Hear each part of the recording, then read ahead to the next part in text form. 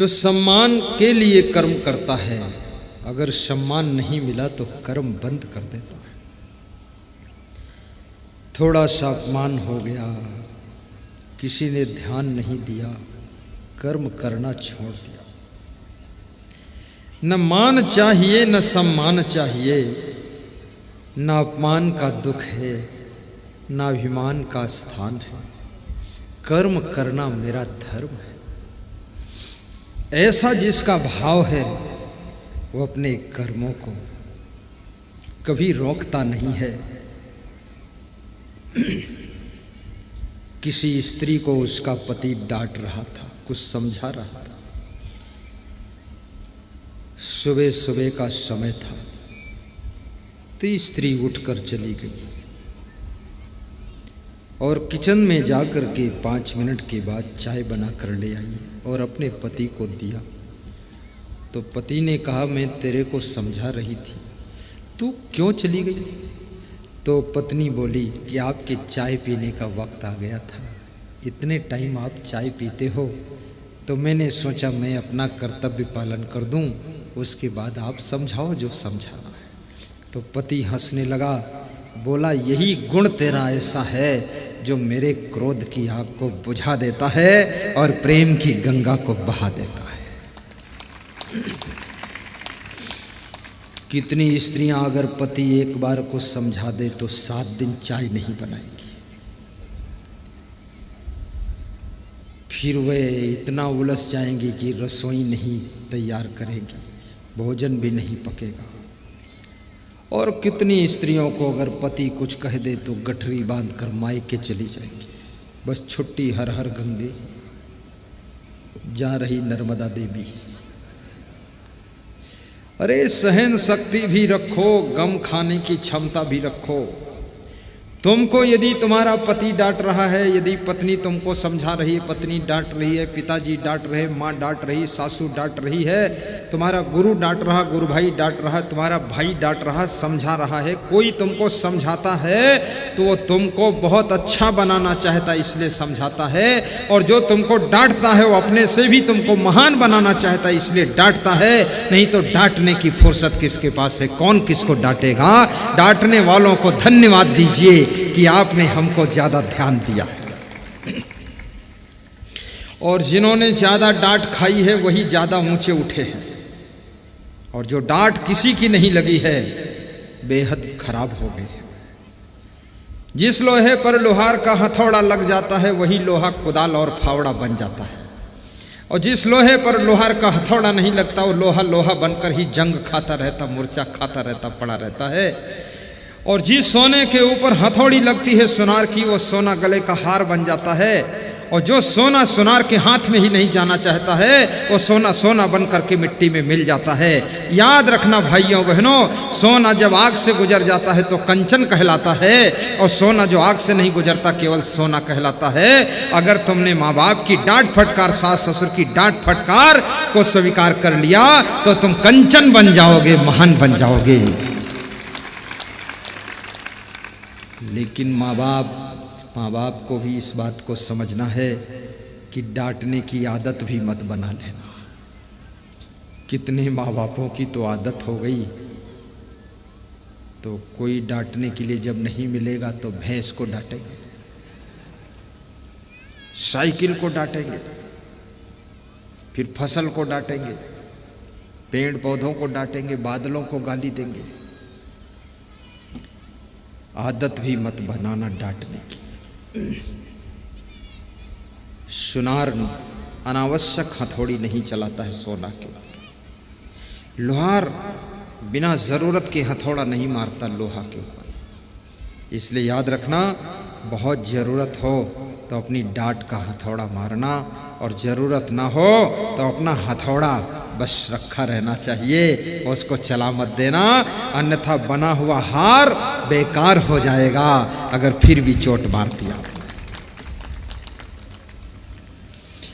और ये भी पहचान लेना कि आप जिनको चला रहे हो उसमें कई मॉडल के लोग होते हैं। कुछ तो ऐसे कलाराशि घोड़े होते हैं जो चाबुक दिखाना पड़ता है और मारना नहीं। अपने आप सही चाल में चलते हैं, और कुछ जो है गधे होते हैं तो उनके पीठ पे डंडा मारे बिना सही नहीं चलेंगे। कुछ भैंसा बुद्धि के हैं, चाबुक लगेगा तो उठेंगे, और कुछ गाय रूप है सीधे साधे, उनको कुछ मत कहना, ऐसे भी कमजोर है बेचारे, क्षमा कर देना। और कुछ ऐसे हैं जो मूढ़ बुद्धि के हैं, उनको भी बहुत डांटना बेकार है, और वो ज़्यादा अच्छे नहीं हो सकते।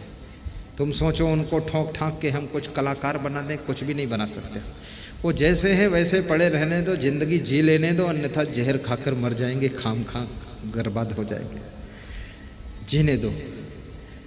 तो किसको डांटना है, कब डांटना है, कितना डांटना है, किसको नहीं डांटना है, किसको नहीं बोलना है, किससे बात नहीं करनी है, इस बात का भी तालमेल बिठाइए और आंकड़ा भिड़ाइए। और उसके बाद कहते हैं ढोल बजाने के लिए आदमी को ताड़ना चाहिए। ताड़ना मतलब, ताड़ने का मतलब है अनुमान लगा लेना, समझ लेना। ताड़ने का अर्थ ये होता है कि ढोल कमजोर है कि मजबूत है। अगर ढोल में तुमने जोर से हाथ मार दिया ढोल फूट जाएगी, इसलिए ढोल को ताड़ लो, कितनी जोर से थपाक मारनी है, तभी ढोल से संगीत पैदा होगा, नहीं तो ढोल तो पोल हो जाएगी। ऐसे सारी दुनिया के लोग ढोल है, इसको ताड़ लो, कितनी चोट किस पे लगानी है, तब उसके द्वारा विकास का काम कर सकते हैं। पांचवी चीज मनुष्य के भाग्य को कौन उदय करता है? पांचवी चीज और बता देता हूं। एक और चीज है, चुपके से बता देता हूं। चार बातें तो बता दी आपको। एक तो स्वभाव, दूसरा चरित्र, तीसरी वाणी, चौथा कर्म, और पांचवा एक चीज और है। वो क्या है? वो क्या है? वो पांचवी चीज है, आपको जो प्रकृति ने दिया है, फ्री में दिया है, पैसा नहीं लिया है, जो भी शक्ति दिया है, युक्ति दिया है, बुद्धि दिया है, जवानी दिया है, वो सब ताकत का सदुपयोग करना और पूरा पूरा यूज करना, उसको व्यर्थ न खोना, अनर्थ में न खर्च करना, उसको सही अर्थ में खर्च करना। इससे तुम्हारा भाग्य हीरा जैसा चमकेगा। जैसे आपको जवानी मिली, आपको वाणी मिली, आपको बुद्धि मिली, बुद्धि की शक्ति, जवानी की शक्ति, वाणी की शक्ति, ये सब आपको मिला है। इस शक्ति का सदुपयोग करना, सदुपयोग, पूरा पूरा प्रयोग करना, निचोड़ के प्रयोग कर लेना। जो अपनी जवानी का सही उपयोग करता है वो राम बन जाता है। जो जवानी का दुरुपयोग करता है वो रावण बन जाता है। जो जवानी का सही प्रयोग करता है वो मीराबाई और शिवरी माता कहलाती है, सीता जी कहलाती है। और जो सही सदुपयोग नहीं करता है, दुरुपयोग करता है जवानी का, वही शूर्पणखा कहलाता है, वही शूर्पणखा कहलाती है। आपके पास में बहुत सी कलाएं हैं, बहुत सी शक्तियां आपके पास में हैं, लेकिन आप अपनी बुद्धि का प्रयोग कहां कर रहे हो? चोर के पास में कम बुद्धि नहीं होती है, चोर के पास बहुत बुद्धि होती है। तुम अपना सामान अपने घर में रखते हो, ढूंढे नहीं पाते हो, और चोर पहली बार तुम्हारे घर में आता तुरंत सामान हाथ पकड़ के उठा ले जाता है। कैसे उठाता? बुद्धिमान है, लेकिन बुद्धि का प्रयोग चोरी में कर रहा है।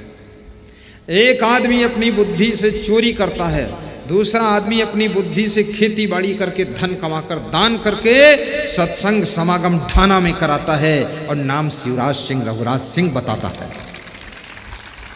बुद्धि तो दोनों में लगती है। एक आदमी अपनी बुद्धि का दुरुपयोग करके दूसरों को गाली देता है, नई नई प्रकार की गाली बना बना कर देता है, और दूसरा आदमी अपनी बुद्धि का सदुपयोग करके नए नए भजन बनाकर सुनाता है, नई नई चौपाई सुनाता, नया नया प्रवचन सुनाता है, और उसकी वाणी से लाखों का कल्याण होता है, और उस गाली देने वालों की बुद्धि से किसी का कल्याण होता ही नहीं। इसलिए अपनी बुद्धि का सही सदुपयोग हो। बुद्धि तो है, लेकिन बुद्धि का प्रयोग सही होना चाहिए। अगर आपकी बुद्धि आपका धन जुआ खेलने में, सट्टा लगाने में खर्च हो रहा है। आपको जो समय मिला है ताश खेलने में आप पास कर रहे हैं समय को, गप सप लप में पास कर रहे हो, तो आप अपनी शक्तियों का सही प्रयोग नहीं कर रहे हो। सही शक्तियों का प्रयोग करो तो आपकी बहुत उन्नति होगी, आपको शांति भी मिलेगी, आपका जीवन मंगल में होगा। आज मैं उपस्थित